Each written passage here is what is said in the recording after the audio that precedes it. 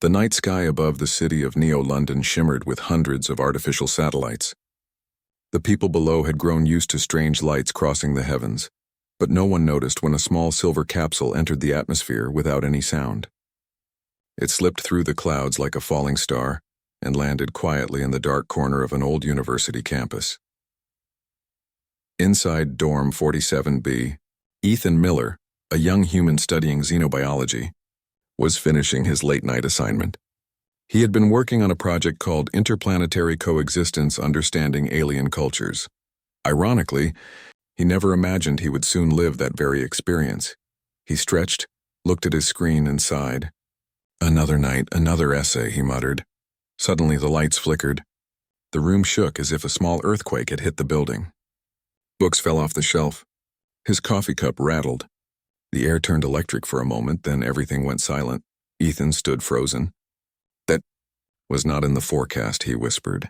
He moved toward the window, his curiosity outweighing his fear. Outside, the night looked normal, except for the faint glow coming from behind the dorm. He grabbed his flashlight and stepped outside.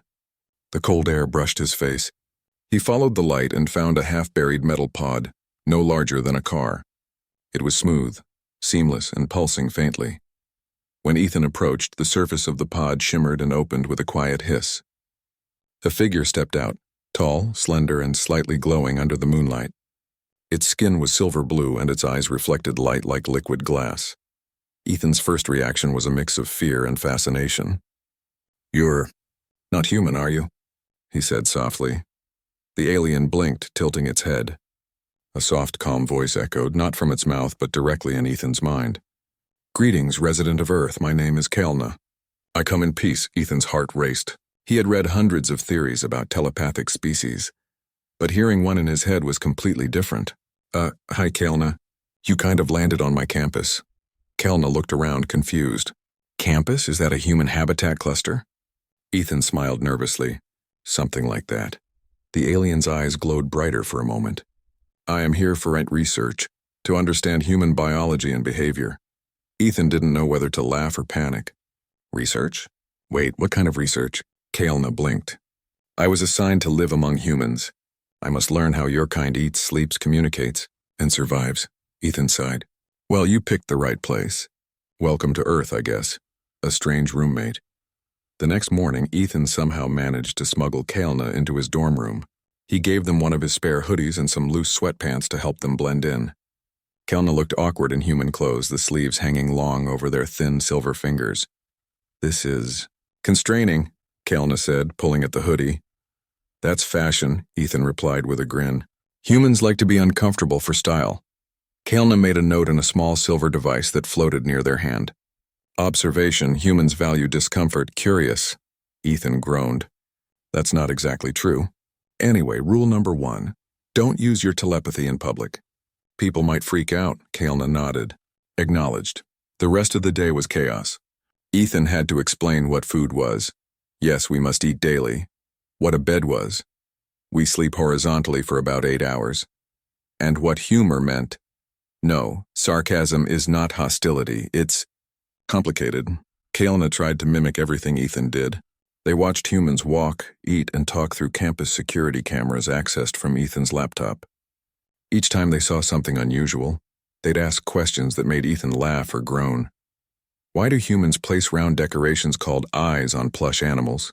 Kelna asked one evening. "They're just toys," Ethan said. Kelna tilted their head. "So humans comfort themselves with artificial replicas of creatures they could easily defeat?" Ethan chuckled. "Something like that." Despite the confusion, a strange friendship began to grow between them. Ethan found Kelna's logic refreshing. Every simple act of human life fascinated them. Kelna, in turn, was curious about Ethan's kindness and humor, traits their species found illogical yet strangely powerful.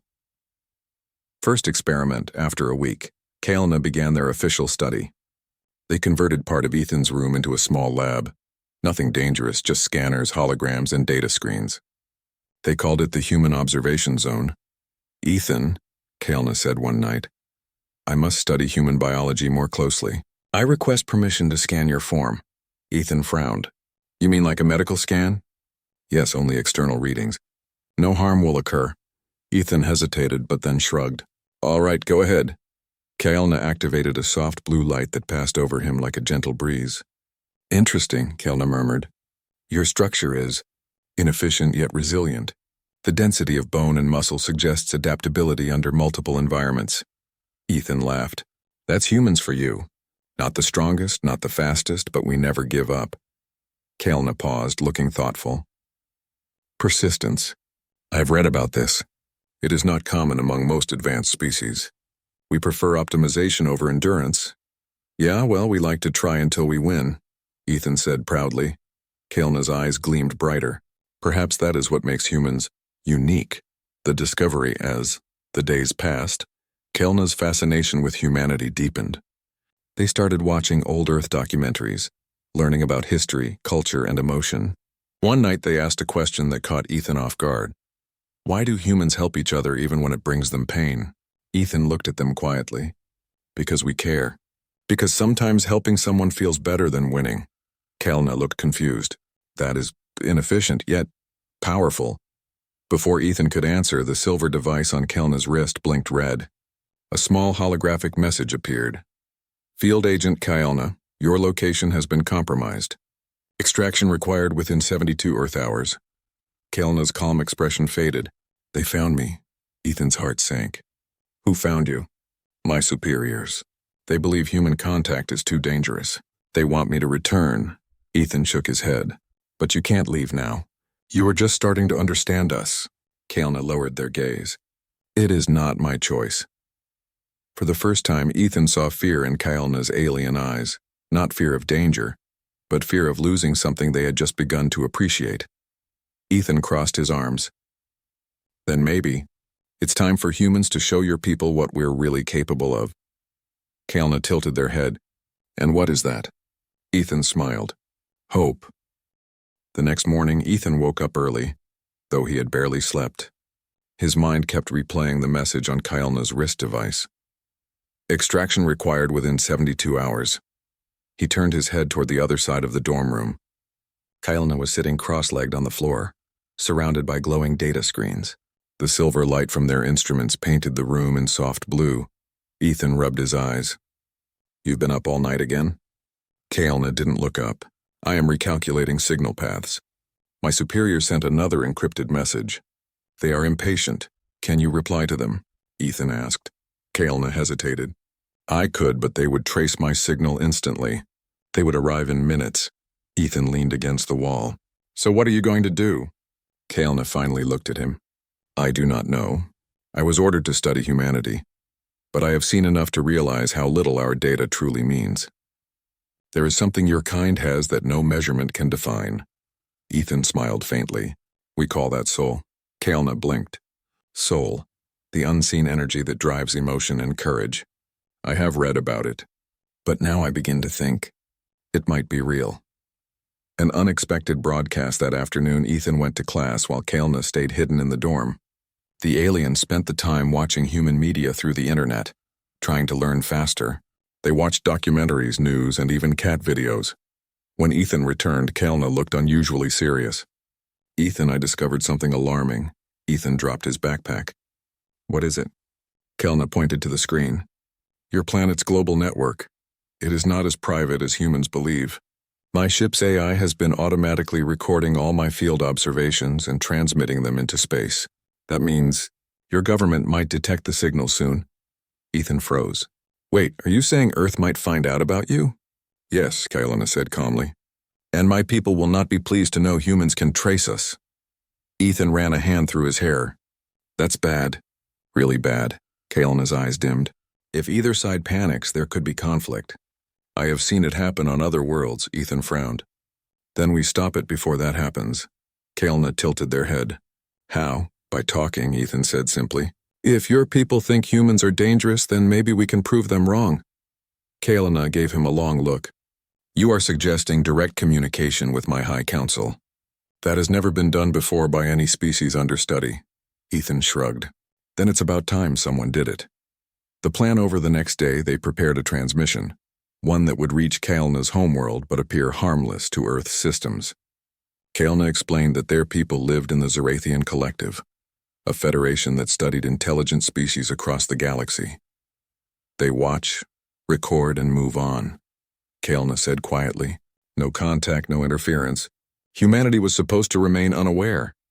Ethan sat beside him, typing on his laptop. Well, now the secret's out. If they're watching us, they should at least hear what we have to say. Kael'na looked thoughtful. You are brave, Ethan Miller. Most species panic when they discover us. Ethan smiled. We humans panic too. We just do it while making plans. The alien almost smiled back. That night, they began crafting the message. Ethan helped write it in simple words, describing Earth not as a perfect world, but as one full of hope, creativity, and persistence. He said, "Tell them we fight, we fail, and we learn." That's who we are. Kael'na added their own thoughts. Humans possess an emotional resilience unlike any other known civilization. Their chaos is not weakness, but growth. After several hours, the message was ready. Kael'na pressed their silver hand on the holographic console. Once I send this, they will know where I am. Ethan nodded. Then we'll face them together. Contact the room filled with light as Kael'na transmitted the message. A soft hum vibrated through the air. Then silence. Minutes passed. Nothing happened. Ethan exhaled in relief. Maybe they're thinking about it. Kael'na's wrist device suddenly flashed red again. Incoming transmission. A deep voice echoed through the air. Calm, commanding, but with a tone of disappointment. Field Agent Kael'na of the Zarathian Collective. Your mission has been compromised. Prepare for retrieval. Kael'na stood tall. High Overseer Valen, I request a hearing. I have new findings. Denied. You have broken protocol. Direct contact with primitives is forbidden.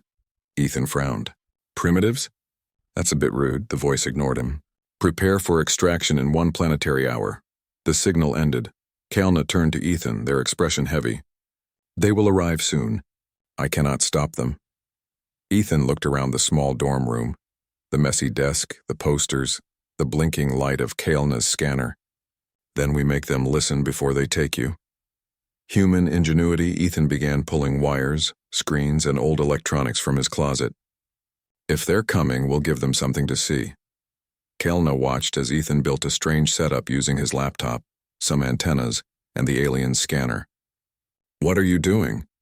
Broadcast, Ethan said. If your people arrive in orbit, this setup will connect to every major news channel. The world will see the first real contact. Once everyone's watching, they can't erase it, Kael'na blinked. That is dangerously clever, Ethan grinned. Thanks. Kael'na placed a hand on his shoulder. You risk much for me, Ethan shrugged. Humans protect their friends. Even the weird glowing ones, Kael'na's eyes softened. Then I will trust your instincts. The arrival an hour later, the air around the campus began to vibrate. Students stopped walking. Streetlights flickered. The sky above turned silver as a vast triangular shadow appeared through the clouds, silent, graceful, and otherworldly. It's them, Kael'na whispered. Ethan's laptop started flashing. Signal's strong. They're here.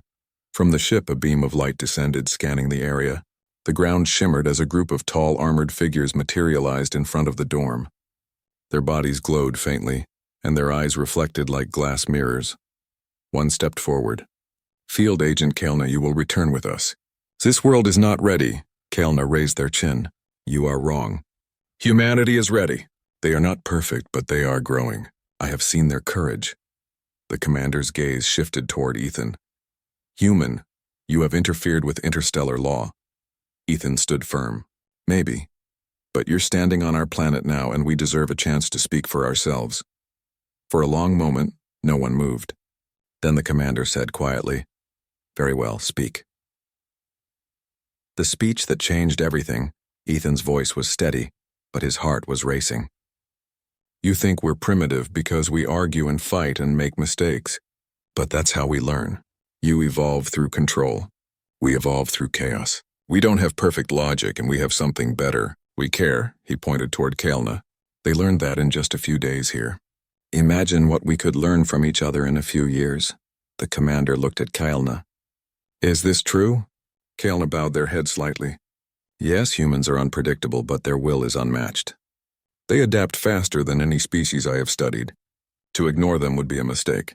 The armored figures were silent for several seconds. Then the commander tapped a glowing crystal on their chest. A blue light spread outward, recording the conversation. This interaction will be reviewed by the council. Until then, no action will be taken against humanity. And with that, the figures vanished into beams of light. The ship above flickered once, then disappeared into the sky. Ethan exhaled, trembling. Did that just happen? Kaelna smiled faintly. It did. You may have just spoken for all of humanity. Aftermath: for the next few hours, the campus was in chaos.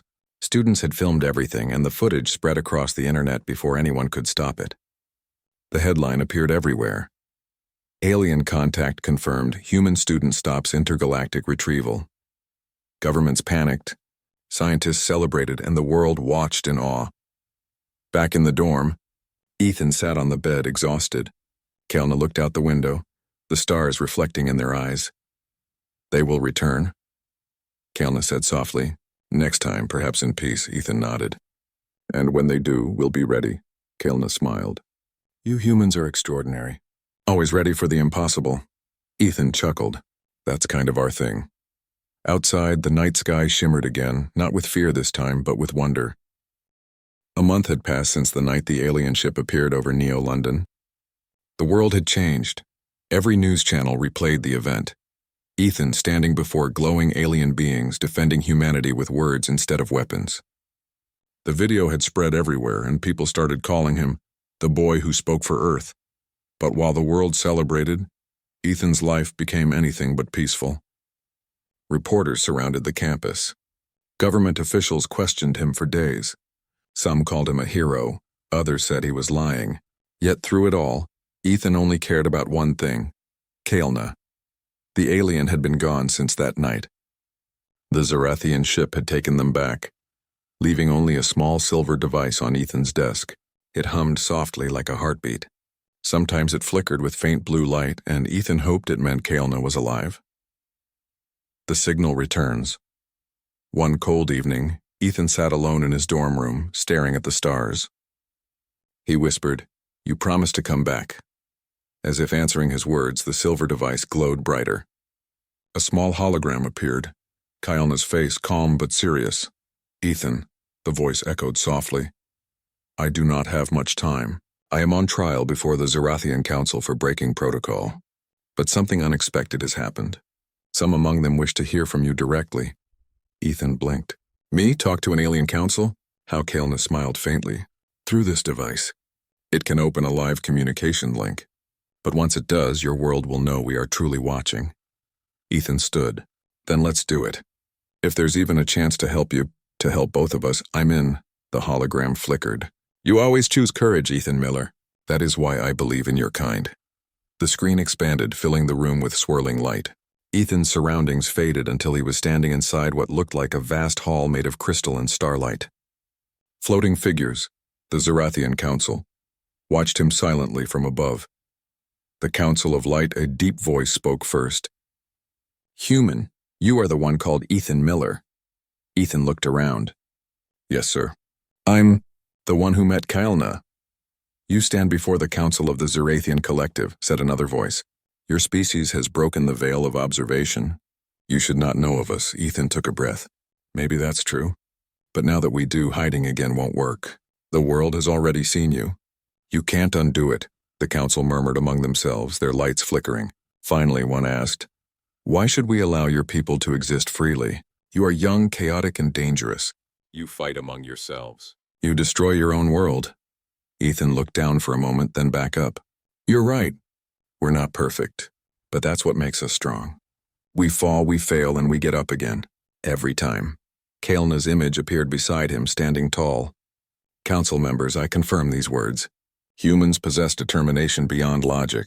Their creativity allows them to survive even in disaster. Their emotions, though wild, give them unity." Another voice from the council replied sharply, "Emotions cause war, Kaelna." "Perhaps," Kaelna said calmly, "but they also cause love, kindness, and the will to protect others. Without emotion, a civilization becomes cold and still. I have seen this in our own history." The hall went silent. The floating figures dimmed their light as if thinking deeply. Ethan stepped forward. "You've been watching us for years, right? Then you already know what we can do when we work together. You saw us build cities, cure diseases, reach the stars. We're not asking for power, just understanding. The vote, the council whispered among themselves, their voices echoing like waves. Finally, the central figure spoke again. A vote will be held. The question, shall the human species be recognized as an emerging member of the galactic network? Kaelna looked at Ethan with quiet hope. The crystal hall filled with pulses of light. Blue for yes, red for no. Ethan held his breath. One by one, the lights flickered blue. Then red, then blue again. It was close. Finally, the central light glowed white. The result is he undecided. Equal votes. Kaelna's shoulders lowered. It seems the council remains divided. But then another light appeared, smaller, softer, and coming from the far end of the hall. A voice spoke that sounded older than time. I cast the deciding vote. Let the humans be observed not as subjects but as partners. The hall filled with shimmering blue light. The decision was made. Kaelna looked at Ethan, eyes glowing. Ethan, they have accepted. Ethan smiled in disbelief. You mean, humanity just joined the galaxy? Not officially, Kaelna said gently. But they will no longer fear you. The first step has been taken. A gift for Earth. When the light faded, Ethan found himself back in his dorm room. The silver device on his desk now glowed brightly, projecting Kaelna's message one last time. Ethan, the council has agreed to limited cooperation. They will send knowledge, technology that can help your planet heal. Energy systems, medicine, data, but they trust only you to deliver it safely to your leaders. Ethan blinked. Me, I'm just a student. Kaelna smiled. And that is exactly why you were chosen. You are not driven by power but by curiosity. You remind us why knowledge exists. The hologram shimmered and a small cube of light appeared beside the device. It slowly solidified into a metallic crystal about the size of Ethan's hand. This contains the first gift, a universal translator and data library. It holds everything your kind will need to start communication with the galaxy. Guard it well. Ethan picked it up, amazed. The crystal felt warm, almost alive. Kaelna's voice softened. Our time together changed me, Ethan. I began this mission to study human biology, but I ended it studying the human spirit. You showed me something no science could measure. Ethan smiled. You showed me something too, that we're not alone and that kindness isn't just human. Kaelna nodded. Goodbye, my friend. Until the stars bring us together again. The hologram faded, leaving Ethan alone in the quiet room, holding the future in his hands. The World Reacts news spread quickly again. When Ethan revealed the crystal's message to the world, scientists confirmed its authenticity. The technology inside was far beyond anything on Earth. Clean energy formulas, medical cures, even star maps. At first, some people doubted it, but soon governments realized it was real. The world united in a rare moment of hope. Instead of fear, there was excitement. Humanity had proof it was not alone, and it had an invitation to join something greater. Ethan was offered positions in scientific organizations and even government roles, but he refused them all. I'm not a politician, he said in interviews. I'm just a guy who met a friend from the stars. Still, the world looked to him as a symbol, proof that peace and understanding could come from trust, not fear. Years later, 10 years passed. Ethan stood on the launch pad of Earth's first joint space station, the Unity Gateway, a project inspired by Kaelna's data. The massive station floated above Earth, built by scientists from every continent. Reporters gathered as he prepared for the first communication test with the Zerathian collective. A young technician handed him a headset. Ready, sir? Ethan smiled. As ready as I'll ever be. The sky shimmered as the signal reached beyond the solar system. A soft, familiar voice filled his ears. Ethan Miller of Earth, it has been some time. Ethan grinned. Kaelna, you kept your promise. Indeed, Kaelna said warmly. The Council now recognizes humanity as a developing member of the Galactic Alliance. You are free to explore and learn, but more importantly, where you are respected. Ethan's eyes softened. Then let's make sure we never forget what started it all. Kaelna's voice replied gently. 2 roommates in a small dorm, learning what it means to be alive. The new dawn as the Unity Gateway rose higher. The earth below glowed blue and beautiful. Nations that once fought now worked side by side. Scientists built new ships. Engineers used alien energy to clean the planet, and children grew up believing that the stars were not out of reach. Ethan looked up, whispering to himself, "Watch before deleted, huh? Guess nothing's getting deleted now." He laughed softly, then turned back to the window. Somewhere out there among the endless stars, his old friend was watching too. For the first time in history, humanity wasn't looking up with fear, but with friendship. And in that vast silence of space, a single truth echoed stronger than ever. Humanity may be young, but it never gives up.